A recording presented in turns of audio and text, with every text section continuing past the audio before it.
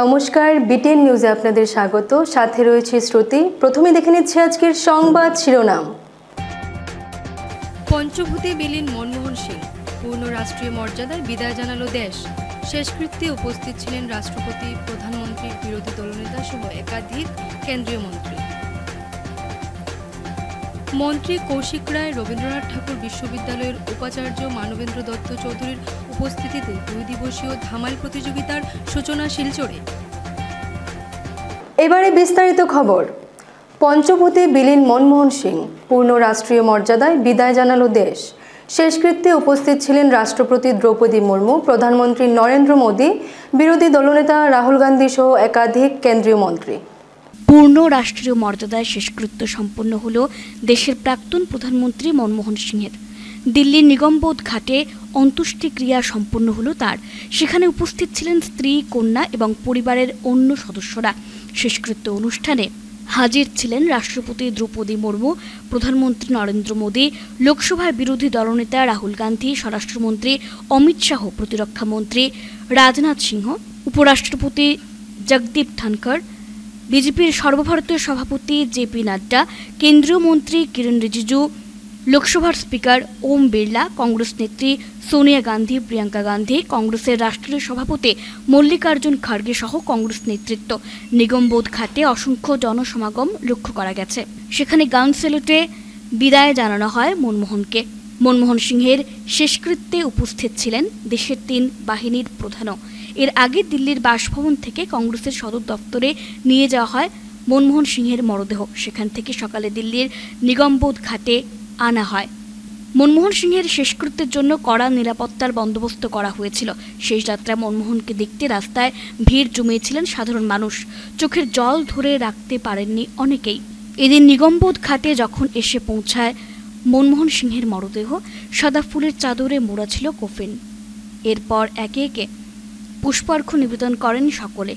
জাতীয় পতাকায় মোড়া হয় মনমোহন সিংহের মরদেহ। এদিন সেখানে মনমোহনের দেহ কাঁধে নেন রাহুল। অন্ত্যেষ্টিক্রিয়াতেও উপস্থিত ছিলেন তিনি। এদিন নিগমবোধ ঘাটে মনমোহন সিংহকে শ্রদ্ধা জানানো হয়, পুষ্প নিবেদন করেন একে একে। সেখানে উপস্থিত ছিলেন পড়শি দেশ ভুটানের রাজাও। এরপর 21টি গান স্যালুট দেওয়া হয়। আচারানুষ্ঠান মেনে সম্পন্ন হয় তাঁর অন্ত্যেষ্টিক্রিয়া। বিভিন্ন দলের প্রতিনিধিরা মনমোহনকে শেষ শ্রদ্ধা জানাতে এসেছিলেন নিগমবোধ ঘাটে। উল্লেখ্য, 2004 থেকে 2014 সাল পর্যন্ত দেশের প্রধানমন্ত্রী ছিলেন মনমোহন। একের পর এক যুগান্তকারী সিদ্ধান্ত নিয়েছেন তিনি। দেশের অর্থনৈতিক উদারীকরণের জন্য তিনি ভূয়সী প্রশংসা পেয়েছেন।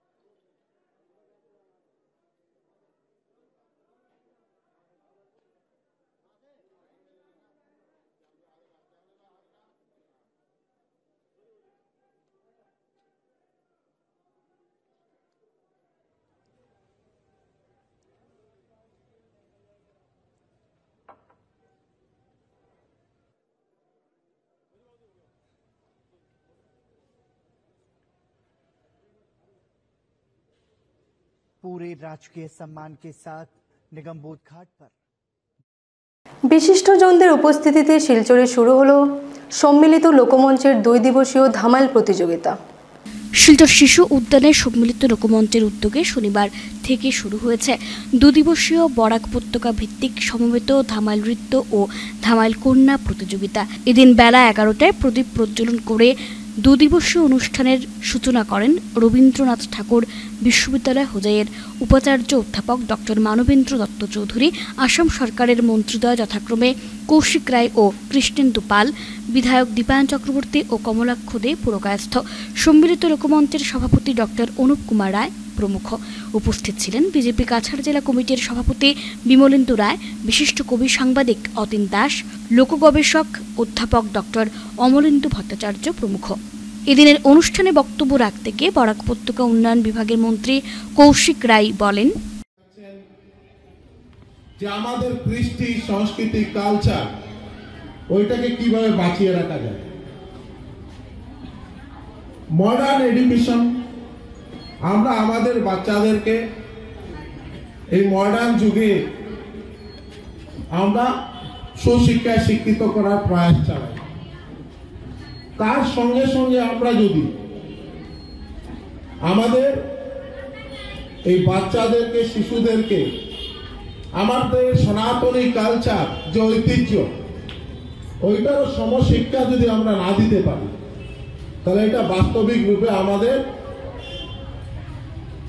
যে সার্থকতা লাভ করবে না। বিশেষ করে আমরা বাঙালিরা, আমার দিদি এখানে স্বর্ণালী চৌধুরী ভট্টাচার্য, স্বর্ণালী চৌধুরী, উনি যে কথা বললেন যে সবাই এগিয়ে আসছে না, আজকের এই ধরনের প্রয়াস থাকলে ধীরে ধীরে সবাই এগিয়ে আসবে। একটা এখানে নেওয়া হয়েছে এবং পরদিন 25 তারিখে আমাদের গুয়াহাটিতে 800 চা বাগান থেকে 8,000 শিল্পীরা এখানে আসবেন, যারা সেখানে ঝুমুর নৃত্য পরিবেশন করবেন এবং ঝুমুরকে যাতে বিশ্বের মর্যাদায় আমরা নিয়ে যেতে পারি সেই প্রচেষ্টা একটা নেওয়া হয়েছে। আমরা এবার যেহেতু এই ধামাইলের বিষয় এসেছে, ধামাইল সমস্ত আসামে নয়, আমাদের এই আমি আগে যেটা বললাম বরাক এবং সুরমার সঙ্গে যেহেতু সম্পর্কিত, এবং আমরা আজকে মনে করি যে বিভাজনের পরে এটা হেডকোয়ার্টার আমরা বরাকগলিতে আমরা বলতে পারি। এই জন্য এই ধামাইলকে আমরা কালচারাল অ্যাফেয়ার্স ডিপার্টমেন্ট আসাম সরকারের আর আমাদের বরাকগলি ডেভেলপমেন্ট ডিপার্টমেন্ট, দুটো ডিপার্টমেন্ট মিলে আমরা যেভাবে বিহু এবং ঝুমুরের প্রতিযোগিতা বা গিনিস বুকে আনা হয়েছে, সেটা আমরা শিলচরে একটা প্রোগ্রাম করা যায় কিনা এটা একটা আমরা চিন্তা শুরু করেছি। কিন্তু মাননীয় মুখ্যমন্ত্রীর এই সাংস্কৃতিক মহাসংগ্রামের ডাকে আমরা লক্ষ্য করেছি যে জিপি লেভেল বা মিউনিসিপ্যালিটি লেভেল প্রতিযোগিতা, তার পরবর্তীকালে সমষ্টিভিত্তিক প্রতিযোগিতা, তারপর জেলা প্রতিযোগিতা, আর তারপর রাজ্যভিত্তিক প্রতিযোগিতা হয়েছে।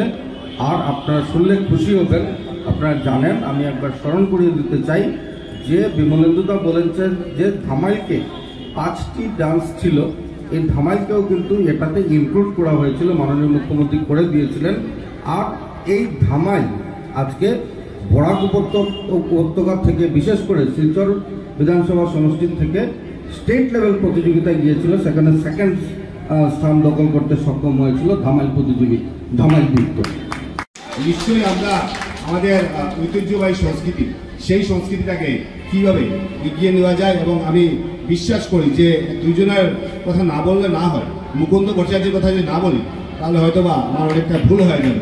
এবং কালিকা প্রসাদ ভট্টাচার্য, যারা আমাদের সভ্যতা সংস্কৃতি, তারা ধামাইল নৃত্যের কথা বলুন, যারা বউ নাচের কথা বলুন, যে আমরা সবাই জানি সুয়াব চান বদনের দনি নাচতে দেখি, সেই জিনিসগুলো, সেই আন্তরিকতা এবং ধামাইল নৃত্যই দেখা যায়। যদি তোমরা কুঞ্জ শেষা উড়ে আজ আমার প্রাণনাথ আসিবে ভোর ভোর, অর্থাৎ একদিকে বৈষ্ণব সংস্কৃতি, একদিকে বৈষ্ণব এবং আধ্যাত্মিকতা এবং বৈষ্ণব, সেই যে মিলন, যেটা সেই মিলন ক্ষেত্র আমরা ধামাইলের মধ্যে পাই। সেই ধামাইলটাকে যাতে আরো এগিয়ে নেওয়া যায়, এবং আজকের দিনে আপনাদের যে প্রচেষ্টা, আপনাদের যে চিন্তাধারা, আমি বিধায়ক হিসাবে আমার শুভেচ্ছাটুকু জ্ঞাপন করছি। প্রত্যেক বছরে নেই এবছরও ইংরেজি নববর্ষ উদযাপন উপলক্ষে আগামী 1 জানুয়ারি 2025 বুধবার সুন্দরীমোহন সেবা ভবন কল্যাণী হাসপাতাল প্রাঙ্গণে পিকনিকের আয়োজন করা হয়েছে। আপনাদের সকলের উপস্থিতি ও অংশগ্রহণে বর্ষবরণের অনুষ্ঠান যেন সুন্দর ও সাফল্যমণ্ডিত হয়ে উঠবে তা একান্ত কাম্য। সময় সকাল 10টা থেকে বিকেল পর্যন্ত। আমন্ত্রণ জানিয়েছেন সঞ্চালক ডাক্তার কুমার কান্তি দাস, সুন্দরীমোহন সেবা ভবন, বাংলাঘাট, রামনগর, শিলচর। শিলচরে শুরু হওয়া লোকমঞ্চের 2 দিবসীয় ধামাল প্রতিযোগিতায় সামিল হলেন বিভিন্ন অঞ্চলের প্রতিযোগীরা। সম্মিলিত লোকমঞ্চের 2 দিবসীয় চলযাই ধামাইলে পা মেলাই ধামাইল উৎসব, সমবেত ধামাইল প্রতিযোগিতা ও ধামাইল কন্যা প্রতিযোগিতায় অংশগ্রহণ করলেন বিভিন্ন অঞ্চলের শিল্পীরা। এ নিয়ে বিস্তারিত তুলে ধরেন সভাপতি ডক্টর অনুপ কুমার রায় ও সাধারণ সম্পাদক ভাস্কর দাস। তারা জানান, দল হিসেবে প্রথম পুরস্কার রেখেছেন 7,000 টাকা, দ্বিতীয় পুরস্কার 5,000 টাকা ও তৃতীয় পুরস্কার 3,000 টাকা। কামাল কন্যা হিসেবে পুরস্কার রয়েছে প্রথম পুরস্কার 5,000 টাকা, দ্বিতীয় পুরস্কার 3,000 টাকা, দ্বিতীয় পুরস্কার 2,000 টাকা। বাঙালিদের সংস্কৃতির সাথে জড়িত ধামাইলকে আরও এগিয়ে নিয়ে যেতে রাজ্য সরকারের হস্তক্ষেপ কামনা করেন তারা।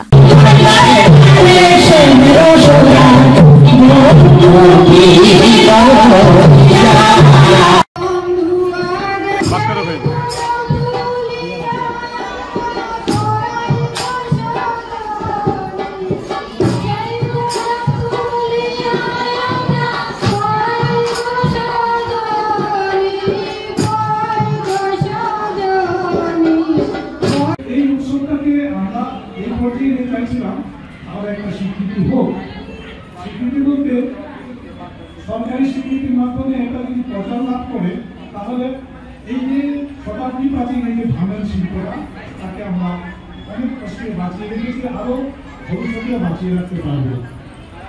এইবারে এই উৎসবগুলো নিয়ে আমি আমাদের স্থানীয় এই অঞ্চলের মন্ত্রী শ্রী কৌশিক রায় মহাশয়কে ব্যক্তিগতভাবে যোগাযোগ করার পর উনি যেভাবে আমাদেরকে সরকারের কাছে আমরা মাননীয় মন্ত্রী কৌশিক রায় মহাশয় এবং আমাদের মন্ত্রী পাল উনাকেও বলেছি যে আপনারা যেভাবে ওনারা এবার তুলে ধরেছেন এবং কমলাক্ষ দে এবং আমাদের বিধায়ক দীপায়ন চক্রবর্তী যেভাবে এটাকে নিয়ে তুলে ধরেছেন, ওনারা বলেছেন যে বিধানসভা এটা উত্থাপন করবেন। আগামীতে সম্মিলিত লোকমঞ্চের হয়ে এরা বিশাল বড় ধামাইল উৎসব করব প্রায় 5 থেকে 6,000 শিল্পীদেরকে নিয়ে। সেই দাবিটা আমরা রেখেছি, কারণ সবাইকে একটু একটু করে এগোতে হবে। আমরা বিহু উৎসব আমরা দেখেছি, গিনিস বুক অফ ওয়ার্ল্ড হয়েছে, সামনে শুনতে পেয়েছি আমরা ঝুমুর নৃত্য প্রতিযোগিতা।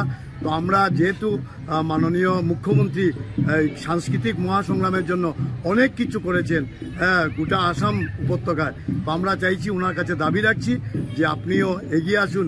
আমাদের বাঙালির এই কৃষ্টি সংস্কৃতি মন্ত্রীরা সবাই মিলে আমরা এটাকে নিয়ে একটা উচ্চ স্তরে নিয়ে যেতে পারি।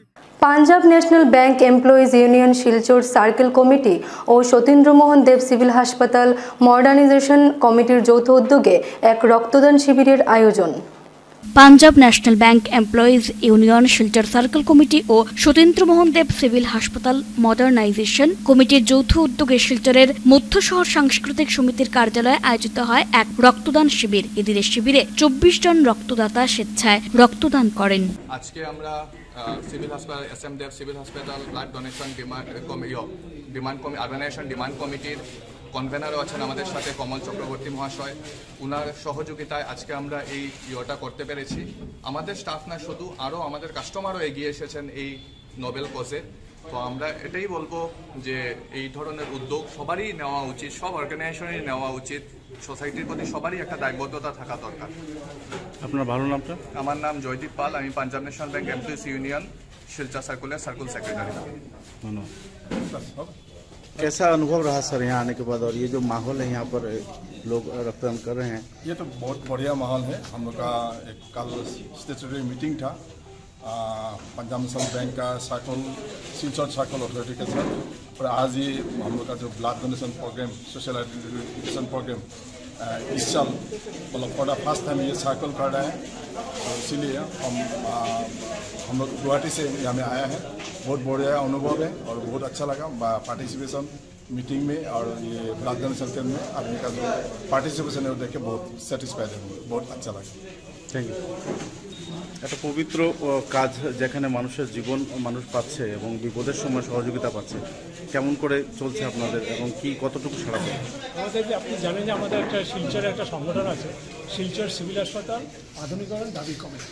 এই দাবি কমিটির পক্ষ থেকেই আমরা প্রায় কিন্তু ব্লাড ডোনেশন ক্যাম্প করি শুধুমাত্র সিভিল হাসপাতালের জন্য। কারণ সিভিল হাসপাতালে যদি আমি সার্বিক উন্নয়ন চাই, তার মধ্যে কিন্তু একটা ব্লাড যে ব্যাংক আছে সেটাকে ইমপ্রুভ করার দায়িত্বটা আমার কাজে। সেই জায়গার থেকেই যে আজকে পাঞ্জাব ন্যাশনাল ব্যাংক এমপ্লয়িজ ইউনিয়নের যে নর্থ ইস্টার্ন রিজন থেকে যে শিলচর যে সার্কেল কমিটি আছে, তারা যে এইভাবে এগিয়ে আসবেন তার জন্য আমরা আমাদের কমিটি থেকে সবাইকে আমাদের আন্তরিক অভিনন্দন এবং শ্রদ্ধা জানাচ্ছি সবাই।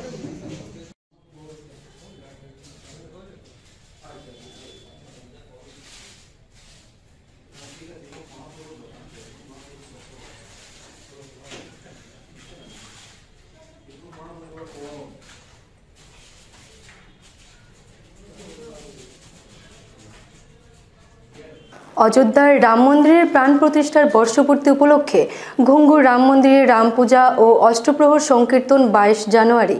ঐতিহ্যবাহী অযোধ্যার শ্রীরাম মন্দিরের প্রাণ প্রতিষ্ঠার বর্ষপূর্তি উপলক্ষে ঘুঙ্গুর শ্রীরাম মন্দিরে শ্রীরাম পুজো ও অষ্টপ্রহর শ্রী শ্রী হরিনাম সংকীর্তন আয়োজিত হবে আগামী 22 জানুয়ারি।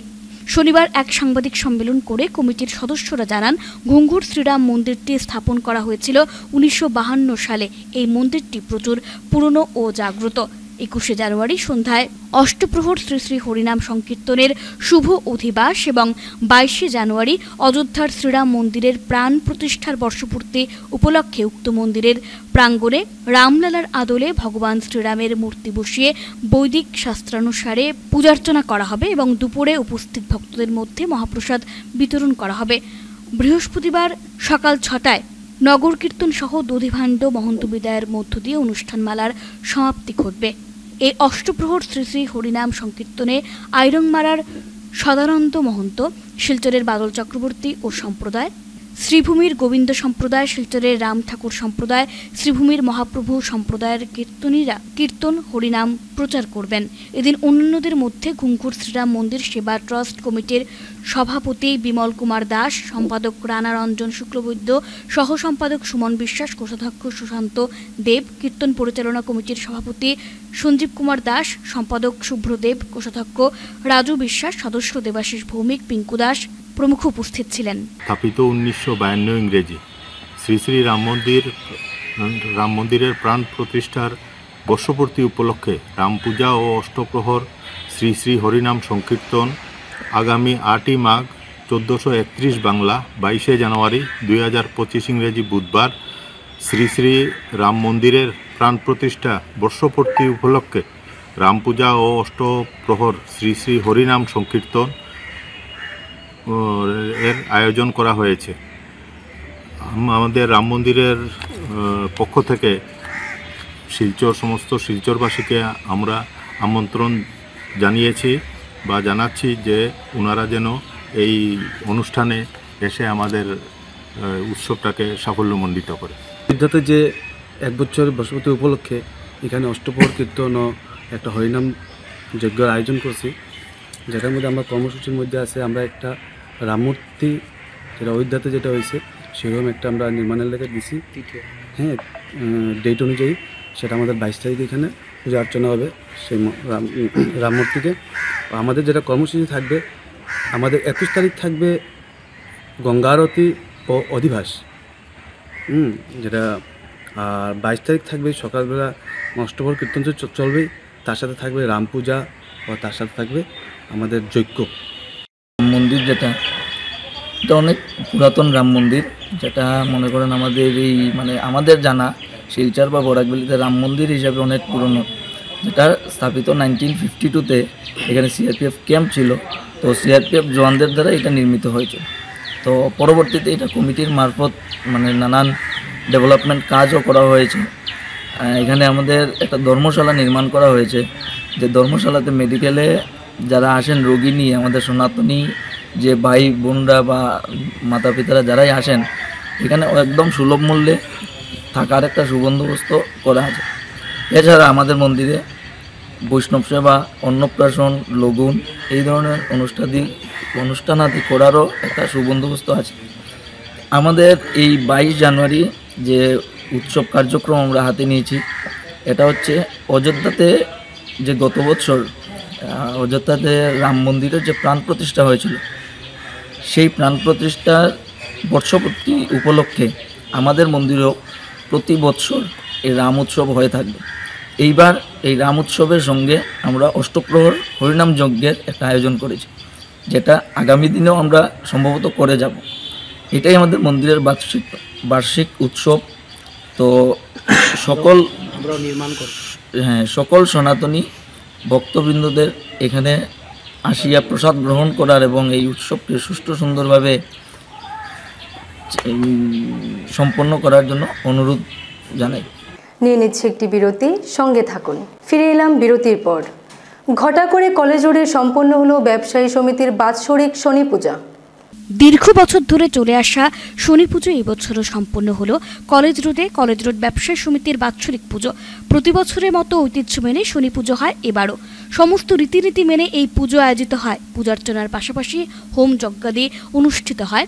ভক্তরা শনিদেবকে অঞ্জলি প্রদান করেন। এই উপলক্ষে হাজারো ভক্ত সমাগম লক্ষ্য করা গেছে।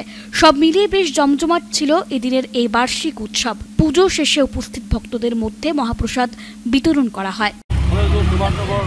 ব্যবসায়ী সমিতি কিন্তু আজ আমাদের অনেক ভালো লাগছে। এই কারণে আমি ব্যক্তিগতভাবে বলছি, কারণ এটা ছিল শুধু ব্যবসায়ী সমিতি বলে কথা ছিল, কিন্তু আমাদের এই যে শনি পূজাটা প্রত্যেক বছর ডিসেম্বর মাসের শেষ শনিবারে আমাদের পূজা হয়, কিন্তু এখন দেখা যাচ্ছে না, এটা প্রায় সর্বজনীন হয়ে যাচ্ছে। কারণটা কি, আনন্দ লাগছে এখানে সবাই যেভাবে সহযোগিতা করছেন, মানে বলার মতো নয়। শুধু যে সহযোগিতা করলে চলবে না, এখানে আশপাশে যারা থাকেন জনসাধারণ, সুভাষনগর বলুন, কলেজের বলুন, আমরা সবাইকে পাই এবং বিভিন্নভাবে ওনারা সাহায্য করেন। আমরা চাই আগামীতে যদি এইভাবে হয়, আর আমি বিশেষ করে আমার ছোটো ভাইদেরকে বলছি যারা এখানে ব্যবসা করেন, ওনারা যাতে এই দায়িত্বটা নেন এবং সুস্থভাবে পালন করে যান, তাহলে আরও অনেক দিন চলবে। আর আমরা পূজা করে আজ আমি বলি যে আমার পূজা সুন্দর হয়েছে, তা নয়। আমরা যদি সব দিক ঠিকঠাক করে সুন্দরভাবে এই একটু বিতরণ করতে পারি, তাতে আমাদের আনন্দ। কারণ সামাজিক সহযোগিতার প্রয়োজন আছে। আমরা এখানে যারাই আছি, ব্যবসায়ীগণ বলুন, পাড়া প্রতিবেশী বলুন, সবই সহযোগিতা করে আসছে। আগামীতে সহযোগিতা করবেন এই বলে আমি ধন্যবাদ জানাই। বিশেষ করে আমি ধন্যবাদ জানাই আমার এই বিজয়ন পরিবারকে। প্রতি বছর ওনারা আমার পাড়ার ভাই, এই ছেলেটা প্রতি বছর আমাদেরকে যেভাবে সাহায্য করে এবং সব কিছু তুলে ধরে, তার জন্য ওনাকে বারবার ধন্যবাদ জানিয়ে আমি আমার বক্তব্য শেষ করি। শেষ করার আগে সংবাদ শিরোনাম আরও একবার। পঞ্চভূতে বিলীন মনমোহন সিং, পূর্ণ রাষ্ট্রীয় মর্যাদায় বিদায় জানালো দেশ। শেষকৃত্যে উপস্থিত ছিলেন রাষ্ট্রপতি, প্রধানমন্ত্রী, বিরোধী দলনেতা সহ একাধিক কেন্দ্রীয় মন্ত্রী। মন্ত্রী কৌশিক রায় রবীন্দ্রনাথ ঠাকুর বিশ্ববিদ্যালয়ের উপাচার্য মানবেন্দ্র দত্ত চৌধুরীর উপস্থিতিতে 2 দিবসীয় ধামাইল প্রতিযোগিতার সূচনা শিলচরে।